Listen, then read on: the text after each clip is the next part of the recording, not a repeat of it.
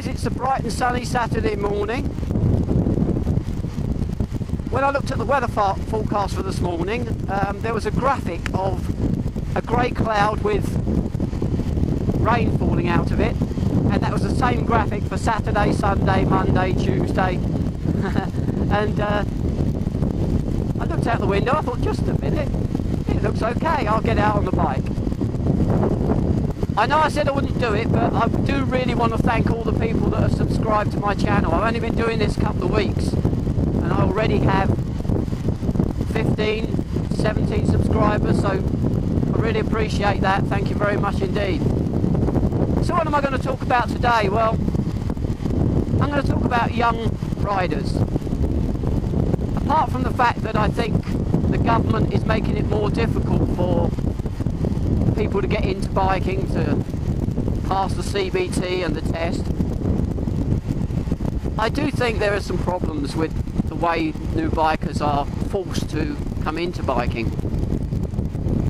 My son's in his 20s now, he's got a CBR 600F, and it's his, I said in another vlog, it's his main form of transport. He uses it all the time,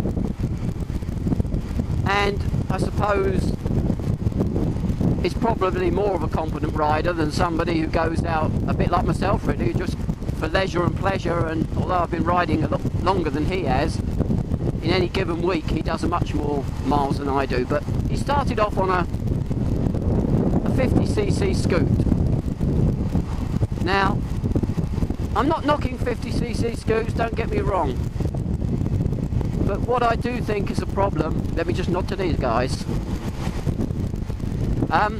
what I do think is a problem is the fact that the 50cc scoot has a maximum speed of around 30 miles an hour.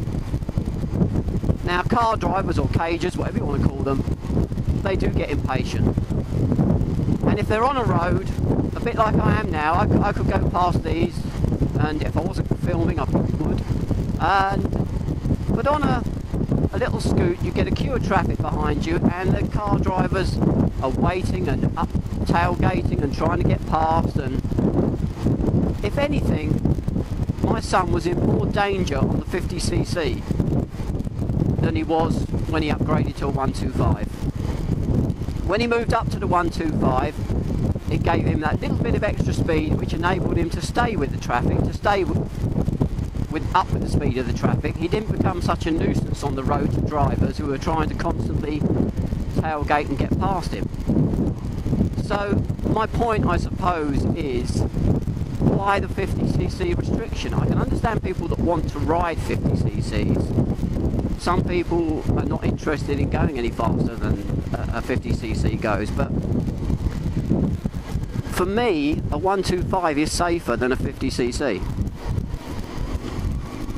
So that's really all I was trying to say, is that that's one thing I think that's quite dangerous, I believe.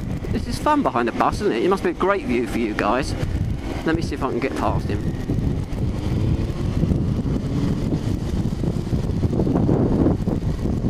There we go. Yeah, so that is one thing where I think youngsters are put off, because their first experience of riding on the roads is riding round on a 50cc scoot with cars pestering them, and really isn't ideal. And some of them naturally don't feel safe. They go out and they ride round, and I'm afraid their first few experiences on a bike is of being a hazard. I also think that the CBT, even as it is now, getting people to ride round on playgrounds and whatever else to... That's a nice bit of parking there. And an impatient driver. Oh, the joys. Yeah, what I was saying was the CBT as it is now has a lot of focus on